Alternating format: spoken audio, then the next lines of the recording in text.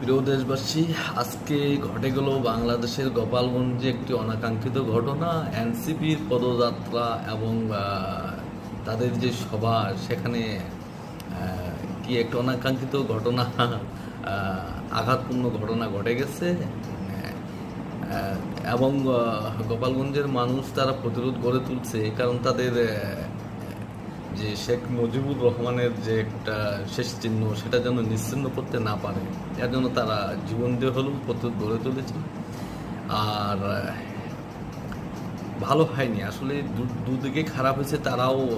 তাদেরও উচিত হয়নি এ ধরনের অনাকাঙ্ক্ষিত ঘটনা ঘটার। আর এনসিপিরও এভাবে এই মুহূর্তে ওখানে পদযাত্রা করা ঠিক হয়নি। আর পুলিশ ভাইয়েরা এরা শুধু জীবন দিয়ে লড়ে, আবার সব জায়গায় ব্যর্থতার দায়ভার তাদেরকে নিতে হয়।